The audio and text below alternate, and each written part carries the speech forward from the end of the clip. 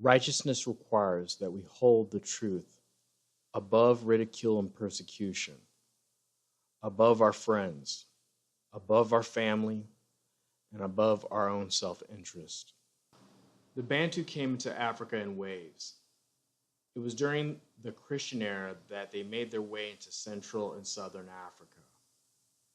It is believed that all Twi-speaking or Akan peoples were originally one nation. During the spread of Islam in the 11th century, the Almoravid movement caused massive destruction in Africa.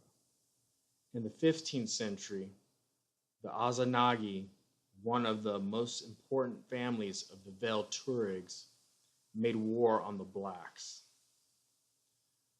Collectively known as Moors, these Canaanites from Sidon and Sor, Tuareg tribes, Fulani people, Arabs, Kunta and Tebu of the Sahel, and also the Chamba commenced to encroach upon Akan territory, raiding and burning the cities, killing, raping, and enslaving the people. The Ashanti, the Gaman, the Dinkira, and the Akim were driven from Gobago, Gofka, Tanuma into the mineral-rich forests of Wangara, where they sought refuge. It was the Moors who had told the Portuguese of the black-skinned people living south of the Sahara Desert, and a people, according to them, that were destined for slavery.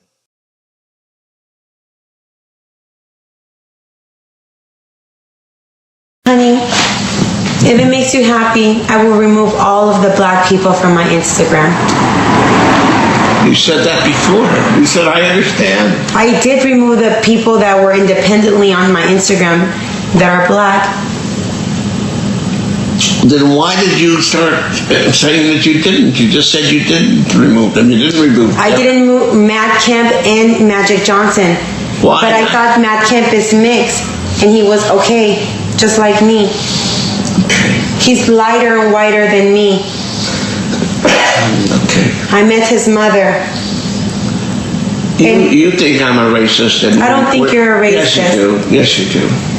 I think you... Evil heart. I don't think so. I think you have an amazing heart, honey. I think the people around you have poisoned mind and have a way of thinking. It's the world. You go to Israel, the blacks are just treated like dogs. So do you have to treat them like that too? The white Jews, there's white Jews or black Jews. Do you understand? And are the black Jews less than the white Jews? 100%, 50, 100%. And is that right?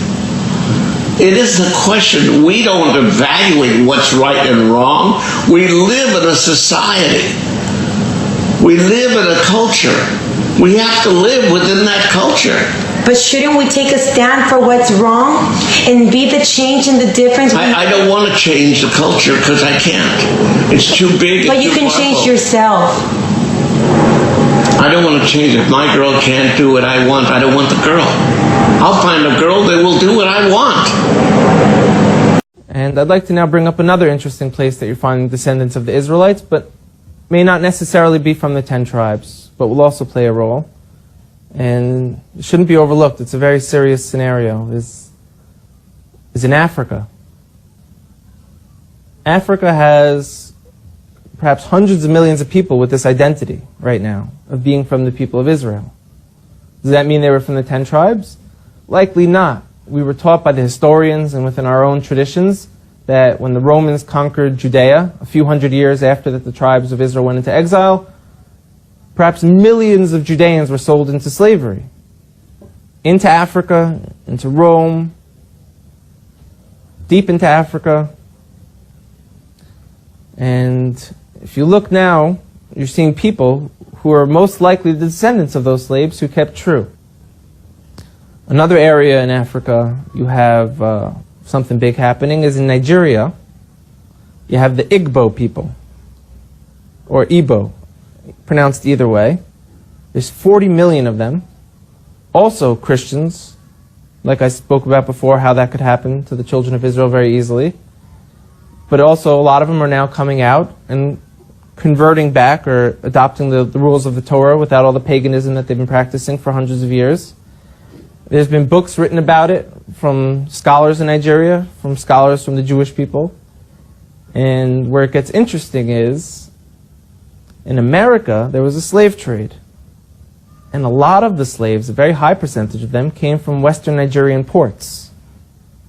And in America today, you see a very large movement of African Americans who say that they're the real chosen people, that they're the children of Israel, they're the Judeans.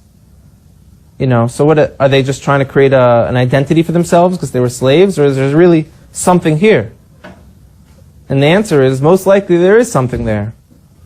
And most likely, maybe that they were the original Israelites, and maybe that the Jewish people today who are white, Caucasian people came in a little bit later on. Let me just reveal some things. First of all is that the Jews who were brought in Israel, most of them are white. Not most of them, almost all of them are white, including me. I was brought in Israel from a country which is called Bulgaria. It's a European country, and I can tell you that in every European country there are Jews, and there is so-called organization, Jewish Agency, which is trying to take those Jews to Israel. If you track this organization, you can find out that this is not an Israeli organization. This is an American organization. Jewish Agency is an American organization which has the exclusive right to decide who is Jewish and who is not on this planet, and who to be taken to Israel and who's not. Now, if you do research, you will find out that in Africa, in Black Africa, they're looking for Jews only in Ethiopia. They bring Jews only from Ethiopia. And I can tell you by knowing a lot of people, Ethiopian Jews here in Israel, that they're treated very badly, very badly. And many of them commit suicide because they cannot take it. So they come from some place, Ethiopia, they don't have much there, but they live decent life.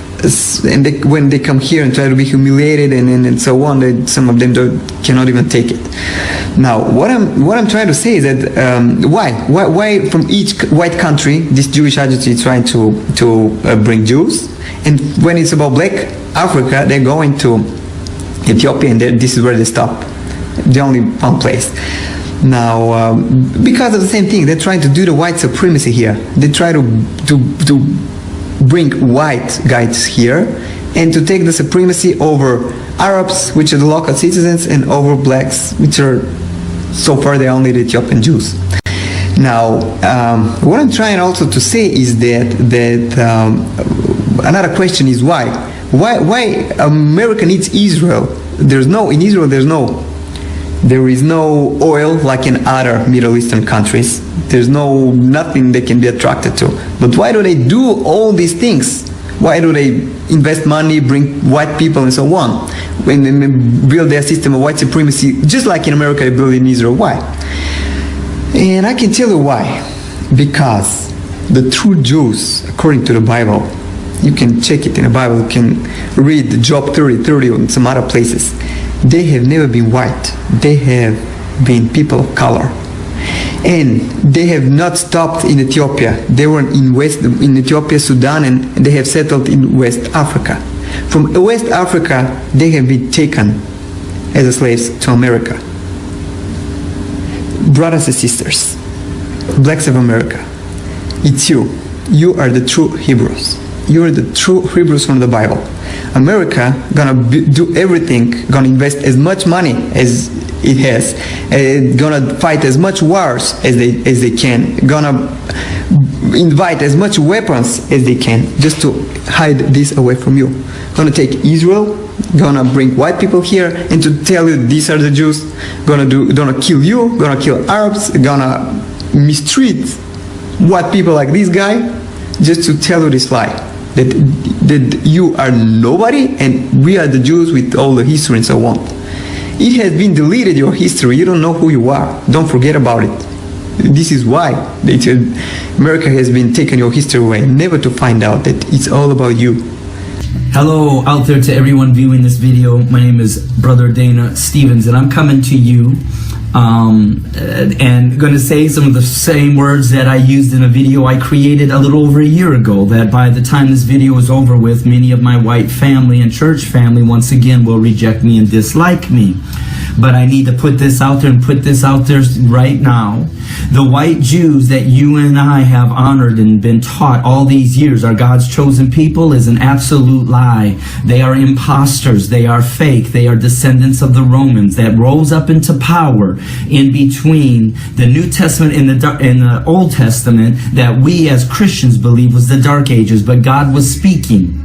But as they rose to power, they did exactly what Deuteronomy chapter 28 said would be done out of the very mouth of our God, when he said that my people will be taken from a land and stripped of their name, their identity, their culture, and everything about them, and brought to a land where they will be enslaved, and where they will be beaten, where they will fear the terror of their master day and night.